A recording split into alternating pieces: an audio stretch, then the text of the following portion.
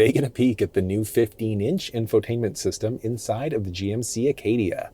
Well, this is the only infotainment system that's going to be available now inside the vehicle.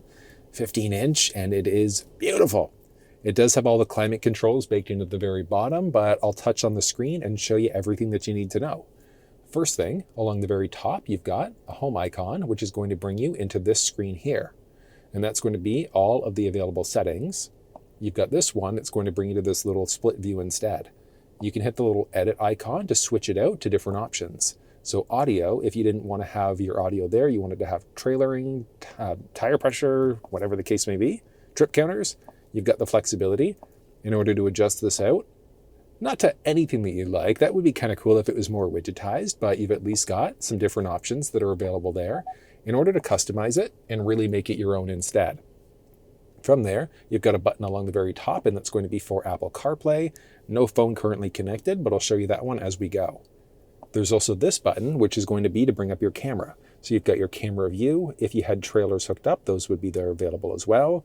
You can switch between a few different views this way if you wanted. And then from here, there are a few other options. So you can hit this button in order to move between your different camera options there. So top-down view, side-back view, whatever the case may be. And then you've got your split looking forward, split looking backwards, and then your hitch view there instead. So you can really kind of customize these cameras and set it up however you'd like to, and then back out from there. You've got what user profile you're currently set up for. So you've got different options. You can easily add profiles. One of the benefits of doing this is that you can have it remember things like your presets, the phones that you've connected to, your previously searched for addresses, and so many things. If there were any notifications, those would be available now, and then you can just hit clear all if you wanted to get rid of them. You've got the current time and then the outside temperature as well, and then you can select through in order to adjust that out. You can sign in for some more additional features like going into the Play Store and downloading different apps that were available as well, but you have to sign in order to do it. So this essentially is an Android device. Really neat. I mean, yeah, so many different options here. Another thing to point out, along the outside of the screen, there's also a button that you can hit in order to be able to mute audio that way if you wanted to. And then if you do a longer push and hold, that turns the screen off completely. And then just button press in order to turn it back on again. So it's really straightforward. Home, you've got your little split icon view there instead. Camera views and things like that. It's kind of nice. Along the very bottom, you've got this icon, so controls and safety, in order to adjust a head-up display inside the vehicle. So if you wanted to adjust the brightness, I always just recommend go maximum brightness. You can adjust the height by dragging up and down as well. And then you can also adjust the rotation, just to make it a little bit easier for you to see. Or you can adjust it this way instead. You can toggle the whole head-up display off this way, back on, and then back. There's the option for dome lighting here as well. So if we hit that dome lighting button, it's going to turn on the overhead lights. You can toggle them off there as well. There's power window lockout for the back. You can adjust the camera, look at traction control, turn that on or off, adjust your high beam. So if you wanted to turn it into that auto mode, there's park assist and things like that. So these are essentially just hot button controls to everything that's available inside of this screen. There's a little light button there, and that's going to let you switch between a few different options. So you can also adjust this way too by pushing and holding, but I'll show you that one in a second. So light modes, few different options. In auto mode, what that means is specifically for the high beams. So when you're in that auto mode, you can't permanently lock your high beams out. You can pull towards you to flash if you wanted to, but in order to lock your high beams out permanently, in that light mode, you just want to go to the top mode instead. From there, you can push away to lock out your high beams, pull towards you in order to turn them off. But when you're in the auto mode, what the vehicle is going to do is if it needs the high beams, it's going to turn them on automatically. If somebody's oncoming, it's going to dim them before turning them right back on again. So it's really straightforward there. You can turn your lane keeping system off that way. And that one, it's going to gently nudge you back into your lane. It's different than the available adaptive cruise and then the SuperCruise feature. And then you can also turn your fogs on or off into an auto mode. You can adjust your volume this way if you wanted to. And if you look along the outside, as you go to adjust, you see that little red counter there as well, which is kind of neat. Then you've got all of your climate control settings down here as well. So you can hit that button there in order to be able to pull this screen up, where you can just drag and drop in order to slide around your temperature, adjust your fan speed this way. Do you want it going to your windshield, face, feet, some sort of Frankenstein combination of all the above? Turn it into an auto mode. you can toggle your climate on or off this way. You can also adjust the temperature this way too. So if you weren't on this main climate screen, if that was gone, you could adjust it that way. You can adjust your fan speed down along the very bottom, your temperature and things like that. You can also adjust your rear climate this way. So do you want to adjust it out here? Do you want to lock it? So if people in the back are fighting over the climate, you can lock it out instead. Sync the rear to whatever the driver's side is set up to.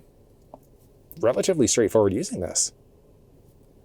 And then back home gives you so many different options. Oh, one other thing I forgot to point out. So you could actually button press there in order to do it, but the switches along the very bottom here are also pushable. So you could go up and down there. Same idea, up and down here in order to be able to adjust your fan speed.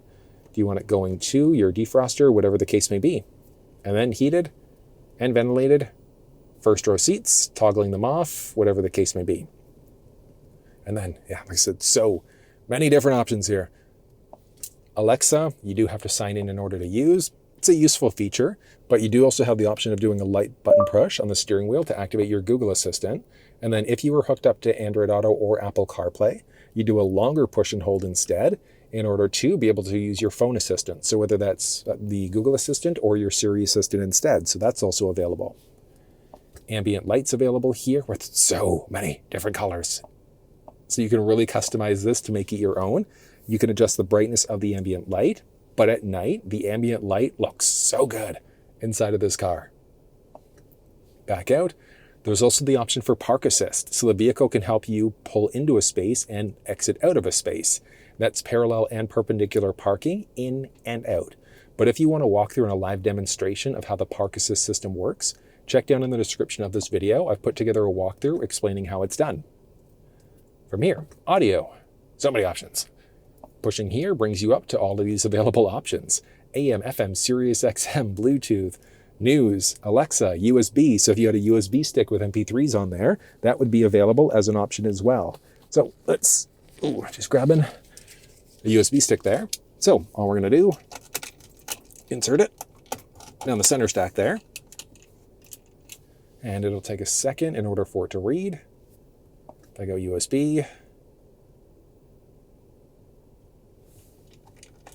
There we go. Perfect. We go artists, songs that are available. Oh, so it's okay. It's indexing. It's just going to take a second to do its thing.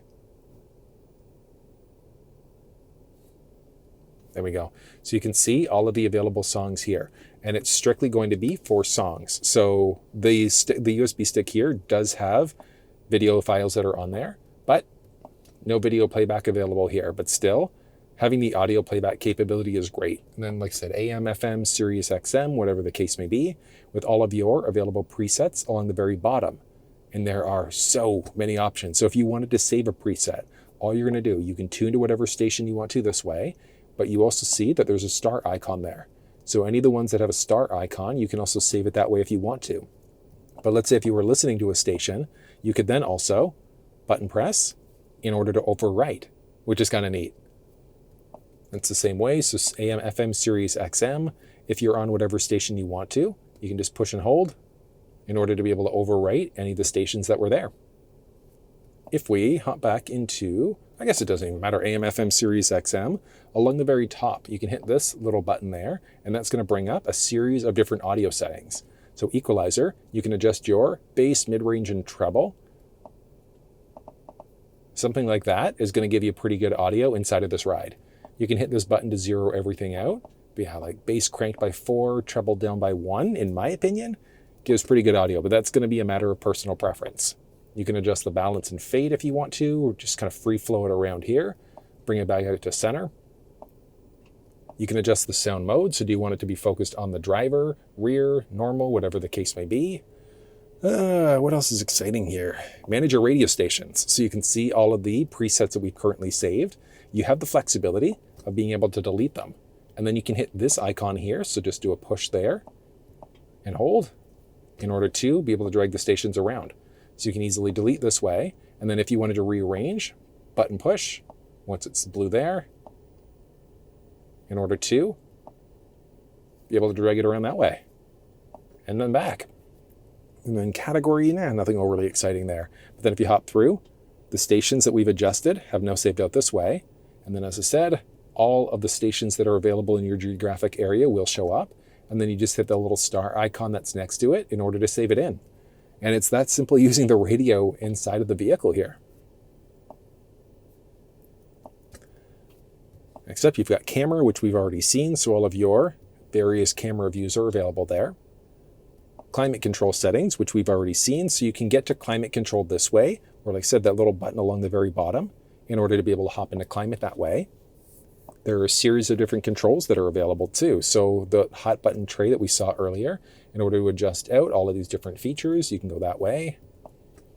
Google Assistant, so you can hit there. But honestly, button press on the steering wheel in order to bring that up instead. And you can control the climate. You can navigate using your voice and so many other things.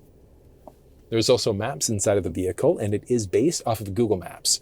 One cool thing there is that if you sign into your Google account, if you've been using Google Maps on your phone, whether that's Android or iPhone, it's going to pull in all of your previously searched for addresses. So you can easily search for addresses that way now.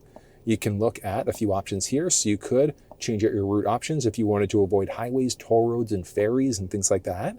You can download maps if you'd like to and back out.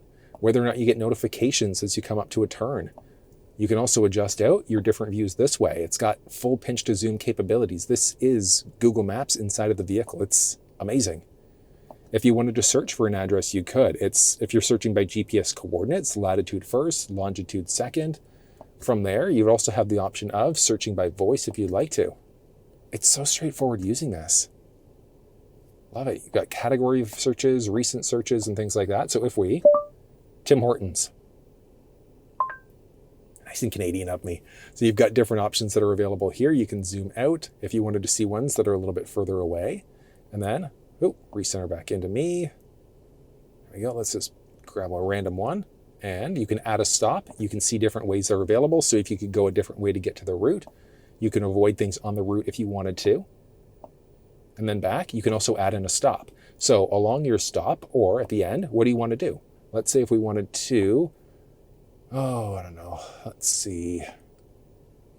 And then you could also add in an additional destination if you wanted to. So if you have multiple stops along the way, you could do that, or just hit start. And there you go. So you can see there that the route is now actively going. And one great thing about the route actively going is that you've also got map and cluster there. So you can see you've got your basic turn-by-turn directions. It doesn't look exciting, but if you hit the button along the steering wheel there, look at that. Brings you up to a full mapping cluster instead.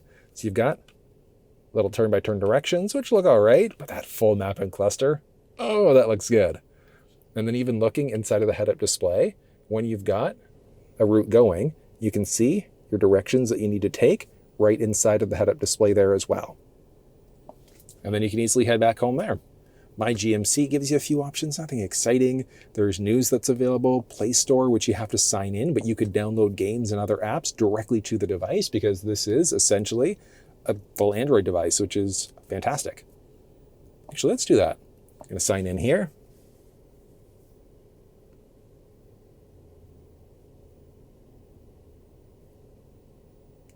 Okay, so once that's up, all you're going to do is on your phone, scan the QR code, and you're going to hop into Google.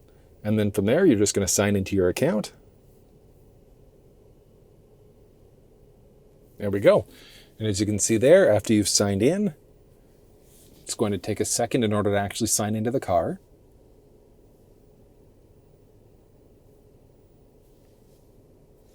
There we go. And then just done. And this is going to give you a ton of options here as well. So if you wanted to download, like I said, certain apps, you've got the flexibility to do it. And there you go. So we are now fully connected. And you could download a bunch of different apps that are available here as well. So you can explore all available apps that you'd be able to download to the vehicle. Yeah, look at that. So many different options. But a huge mix of things as well. Like there was Live One, which is a radio app. You could download all sorts of different things. That's random. Ohio State. So you could download a bunch of different apps into the vehicle if you really wanted to.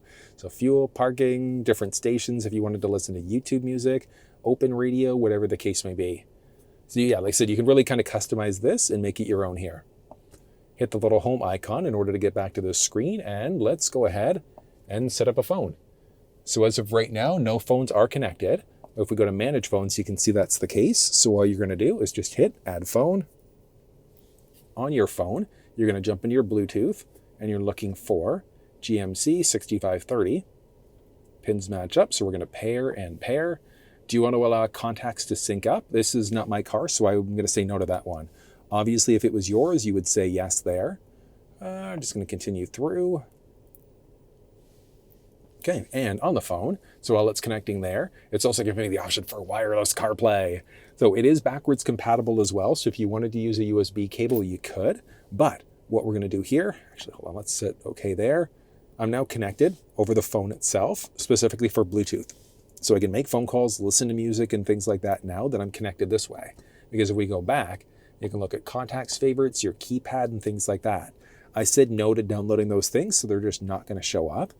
If you hit the little gear icon here, you can move a few other things. So you could look at your phone, show active call view, whatever the case may be. But it's there, wireless CarPlay. So we're just going to hit OK there. And it'll take a second. So if we go back, there we go. You can see there, launches in. And it's full screen. Oh, that looks good. Nice dragging capabilities, but there's no pinch to zoom. And that's the same way with all the map applications inside of Apple CarPlay.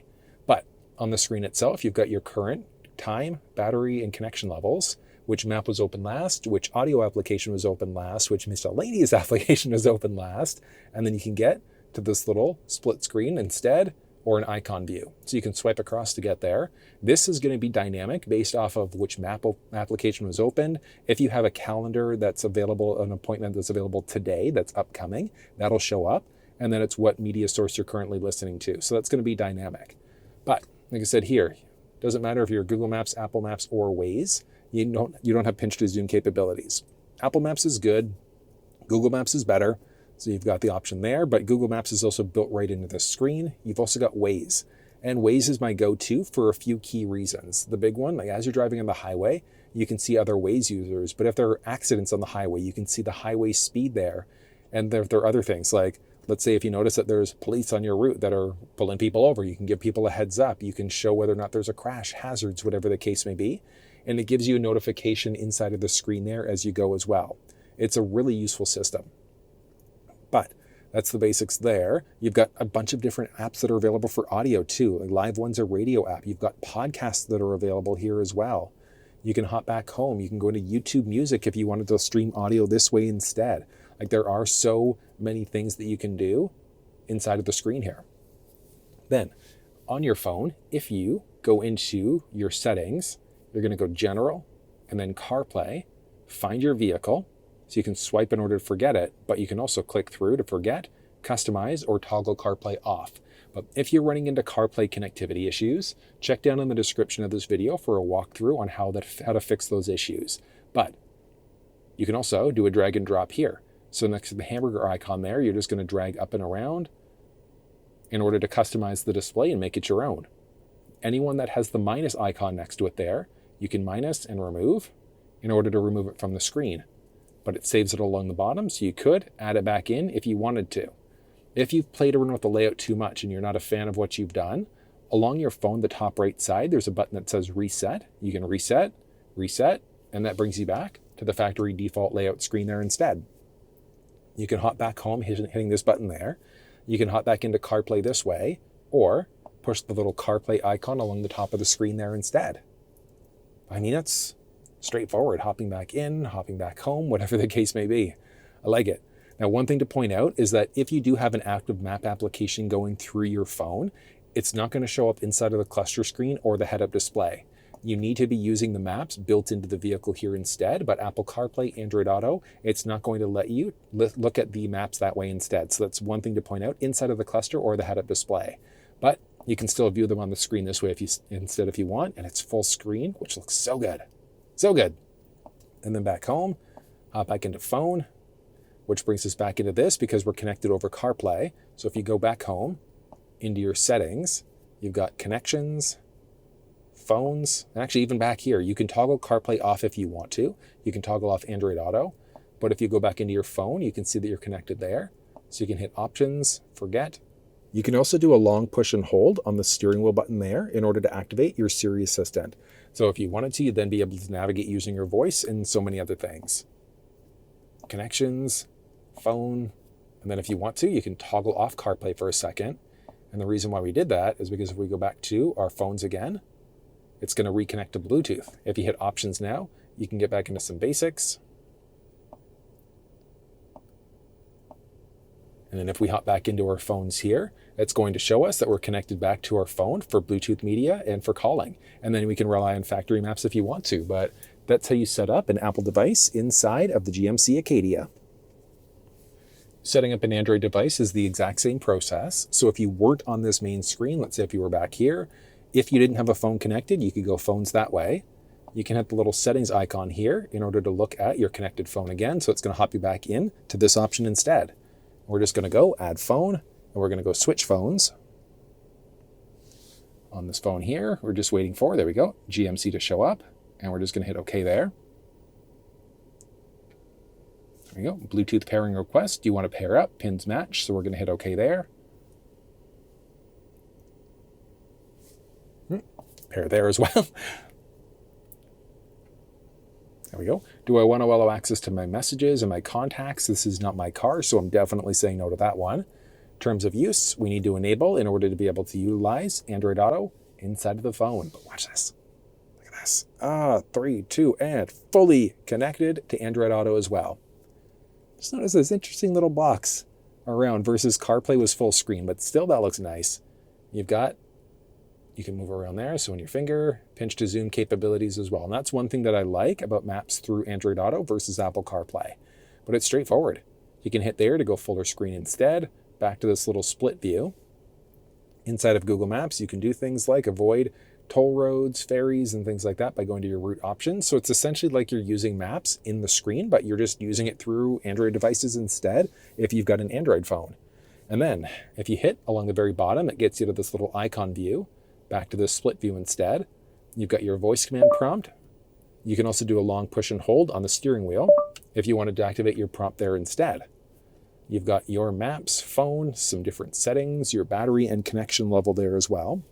If you hit this button, that's going to get you to this little kind of split icon view instead. So if you've got Waze installed on your Android and Waze is not showing up there, check down in the description of this video. I've put together a little walkthrough video explaining how to add Waze to Android if it's not showing up. But you've got some basics here, like nothing too crazy on the Android side of things, but still a little bit of flexibility. And then you've also got the option of being able to customize the layout. So on your phone, you're going to search for Android Auto, go to your Android Auto settings, and that's going to pull you up to this screen, which gives you a series of options. So you're specifically looking for Customize Launcher, and that's going to give you the option of adjusting the layout here. So let's say if you wanted Waze first and Google Maps along the very bottom, you could do that. You can also add in a few other options here too, but it's not dynamic the same way it was on the iPhone side of things. So in order to be able to launch into these settings and save them, what you have to do, let's go home for a second, and then you're going to go into your settings, connections, and then you're going to disable Android Auto. You're going to re-enable Android Auto, and then if we go back home, should take a second there. There we go. And we go to our icon view. The changes that we've made have now come into effect. So you essentially just have to hop out of Android Auto, disconnect, reconnect for those changes to come into effect. Then, if we hop back home, go back into settings, go to connections, you've got Android Auto, Apple CarPlay there, but if we go phones, options, you could disconnect or forget it instead, and then first to connect. And that's an interesting one because if you've got multiple phones connected to the vehicle, it's essentially going to be who gets connection priority. So if we go into our phones for a second here, like let's say if you had the iPhone connected, you could switch out as well. So it's useful from that perspective because if you've got two phones, it's who's going to be the first one to connect when you first hop into the vehicle. And then what type of connection do you want? Do you want to have it strictly for Android Auto, for Bluetooth media, and for calling? So you can't be connected to both Android Auto and Apple CarPlay. It's either or, but you can easily forget phones and you can set phones up this way instead if you want to. So I know that's a bit of info, but that's how you set up Android and iPhone devices inside of the Acadia. From here, you've got different options for Wi-Fi networks, Wi-Fi hotspots. So if you wanted to use the vehicle as a wireless hotspot, you could. You do need to have a data plan through GM in order to be able to utilize it. Vehicle to phone sharing if you wanted to. Nothing exciting there. And then trusted devices. I think that was actually the basics of your phone. Then you've got, so before we hop into settings, there's trailering information. So if you've got a trailer connected, and then it can even show you a little checklist. So if you've never hooked up a trailer before, it can show you step by step how to actually hook up a trailer. So if you're a newbie, never done trailering before, it's actually really cool that GM not only gives you this as an option, but there's a full checklist showing you how everything's done as well. Really, really useful. You can see vehicle status here, and then you've got a few options. So if you hit back, you've got all of these little plus buttons. So if you hit that, you can see brake pad life and launch into that screen instead. You can minus out of it and then plus into any of these other options. You can look at maintenance information. So if you wanted to see what's going on with your tire pressure, brake pad, oil, things like that. All of your different gauges. So if you want your oil, transmission, things like that, you've got that available. And then you've also got the option for your different trip counters. So you've got your trip 1 versus trip 2. Current trip is for when the vehicle is turned off and then back on again. So that's your current trip. And then your total fuel economy. But one even cooler thing is that if you hit your trip, you can reset your counters if you want to, but you can also add it into your display. So you can add or remove from the display. One of the big benefits there is that if you are on certain views for the display, you could add it in that way instead. And that's not even just for your trip counter. You'd also have the option of adding in different gauges. So let's say if you wanted to show your transmission fluid temperature, you've got that flexibility. If you wanted to show any of the options for maintenance, so let's say if you prefer to have your tire pressure there, you could have your tire pressure shown up that way instead. So it's kind of neat that you've got that option available inside of the vehicle. But yeah, so all nice and simple. You can see all of your different trip counters and things like that. Easily reset by pushing through, reset trip 1, trip 2 counter, whatever the case may be. And back out. Wi-Fi hotspots available there as well. I said you do need a data plan in order to be able to utilize it. And then there are settings. So many settings. Connections, which we've already seen. Moving back, you can see some basic vehicle settings. So audio, which again, we've already seen. So adjusting your treble, mid-range, bass, things like that. Teen driver. If there is a teen that's driving the vehicle, you can set up a specific key fob to have limitations like the maximum speed that they can go and a few other things. Rear seat reminder. So with that turned on, when you go to turn the vehicle off, you're going to get a little message letting you know to check the back seats. Buckle to drive means you can't actually drive away unless you're buckled up. So SuperCruise is a neat one. So you've got your SuperCruise button along the steering wheel there. So you can toggle the system on when you're on highways, interstates, whatever the case may be. Then with the lane change, there are 3 different options. So off, turn signal, or automatic. So with it off, if you have it off, you go to use your turn stalk, nothing's going to happen. With it signal activated, you hit your turn stalk. With SuperCruise enabled, it's going to check in your lane, whether you're going left or right, and then it'll automatically move you over into that lane.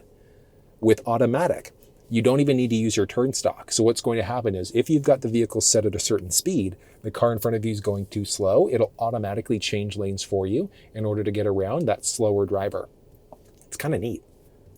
Climate, air quality, nothing exciting. Just leave defog, defrost, and things like that off. You can have your heated seats turned on with startup, yay or nay, just based off of the current outside temperature. Collision and detecting, nothing exciting there. Automatic braking, pedestrian braking, things like that. So you can turn all of these different settings off. So if the vehicle recognizes the pedestrians in front of you, it can automatically brake. If there's a potential collision in an intersection, it can brake for you. Lane change alert, nothing exciting here. Park assist with braking, so if you're going to back up and there's an obstacle that you don't see or pull forward, if you've got the forward sensing system, it can automatically brake for you. Cross traffic alert, if you're going to back up and somebody's coming perpendicular, so from the left or from the right side, it can automatically brake for you, or it'll let you know, and then if there's an obstacle there, it can brake for you as well. Comfort, convenience, you can adjust your volumes. For your rear tailgate, do you want it to go up to the very top? You can customize how high open it goes as well. There's also the option for hands-free storage, so it's essentially a hands-free liftgate. So you walk up to the back side of the vehicle, as long as you've got the fob on you, it'll open it up automatically. But let me hop outside and I'll show you how that setting works. So all you're gonna do, make sure that the vehicle's locked. And then you have to get about 10 to 15 feet away for a few seconds. Now this feature is not standard across the entire Acadia lineup, but I'll show you how to enable it. If you've got it, it's a really cool feature. Look at this. Such a beautiful day. Ooh, and the long walk back to the car. So as long as the feature is enabled, walk up to the back end of the vehicle, and look at this. So I haven't touched anything yet. Got to get to that sweet spot, not too far, not too close. You got to Goldilocks it, but look at that. That's pretty useful, pretty neat one. There's also a reverse tilt in the mirrors. So when you're in reverse, it's going to automatically tilt your side view mirrors. Do you want your side view mirrors to automatically fold, yay or nay? Do you want your wipers on? Rear wiper when in reverse. So if you actually are, if you've got your front wipers going, put yourself into reverse, it's automatically going to turn on the rear wipers for you. Drowsiness and attention alert. If you start to veer over too many times without signaling, eventually it's going to tell you that you should probably take a break. Adjust basics for lighting, including ambient light. You can select your own unique color. And lit up at night, it looks so good. So good. Exit lighting. So when you go to lock the vehicle, how long did the headlamps stay on for you? Do they just turn off, or do they stay on for up to 2 minutes? It's going to be a matter of preference. It just depends on how far away your driveway is from your front door. Power door locks. Do you want to have your doors, when you go to unlock using the fob, do all doors become unlocked, or is it just the driver's door that becomes unlocked? Remote start and things like that. I think it's more or less just like basics, like horn and feedback when you go to lock the door.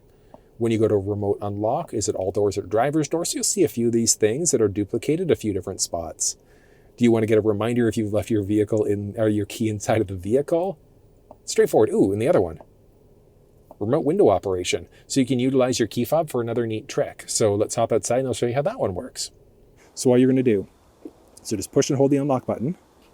Look at this. Oh, all 4 windows roll down. Driver passenger side. Now it's power down, but it is manual back up. So that's a really neat one. Being able to use the fob in order to roll the windows down is such a useful one.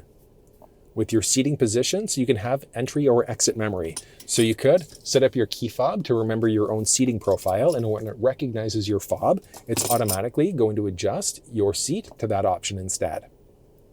And then transport mode, nothing exciting there. That's your vehicle settings. Notifications, nothing exciting there. So if there were notifications available, date and time, so you can get to it from this menu, or you can hit the little date and time along the side there to get to this same menu.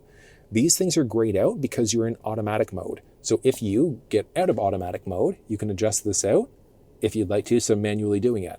There are benefits and downsides. The only time that I'd really say go manual for time zone is if you straddle a time zone and you find that the vehicle is constantly flipping you from one to the other. You can permanently lock it out to another time zone if you want to, and then you can be in that military time instead. So do you prefer 12 versus 24-hour mode? Back out. Adjust basic things for your display. So mode right now is auto. So the vehicle is going to determine the brightness of the screen and the look based off of how bright it is outside. You can permanently lock it in to either a day or a nighttime mode. It's going to be a matter of preference. You can also adjust a few things with your instrument cluster. So do you want to get turn-by-turn graphics, speed sign recognition, and things like that? So as you go into different screens here, you'll be able to see your turn-by-turn directions showing up on the outside of the screen itself. You can turn off the display, button press along the outside to turn it back on. And then from there, you can adjust your sounds. Nothing exciting. Max volume at startup is actually kind of a useful one, because if you have the volume cranked, you turn the vehicle off, turn it back on. What level do you want it to be at? The touch feedback here, so you get a little bit. Hear that? So do you get that sound as you jump between screens, yay or nay? Profile and accounts, which we've seen earlier. So I'm currently signed into my Gmail account, You can delete the profile as well if you wanted to. You can see basic privacy information, nothing exciting there. Basic legal information, there's accessibility info, so if you want closed captions on videos. Assistant and voice security, nothing exciting. System and voice is kind of a neat one. You could go to some different settings here as well. So with this one, hey Google, tune to 94.9 FM.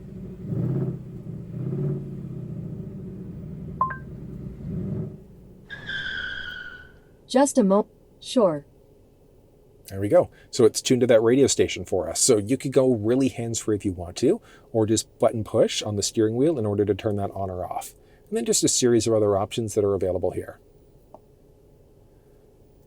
Let's see, security information. You can lock your profile out as well. One of the big benefits there is you could lock it to a pattern or a pin. So if you've got all of your addresses that you've saved, all of your presets, your phones and things like that, you can lock it out. So people just can't look through your profile, look through all of your previous addresses and things like that. It's actually kind of a useful one. From there, basic system information. So you can adjust your language. Do you want to be in English, either English, French, or Spanish? You can adjust your keyboard. So keyboard type. Measurement units are available there as well. So do you want to be in either metric or US? And when you do that, it actually tweaks what's going on inside of the cluster screen, which is kind of neat. So you've got options there, and it also tweaks what's going on down low, just to go US versus metric. So it's nice and simple there. Reset options, you can reset vehicle settings, so essentially bring it back to the factory default instead. You've got so many options. Restart in safe mode if you're running into issues, but erase infotainment data is a big one. So if you're selling your vehicle, you want to get rid of everything, you could just reset basic vehicle settings and things like that as well. So if certain things are giving you problems, you can just do a basic reset. You can see other storage information, so see how much space the system currently has left if you're downloading apps. That's really about it. And then check to see if there are updates that are available. So I know that is a lot of information, but that's everything that you need to know about the new 15-inch infotainment system inside of the GMC Acadia.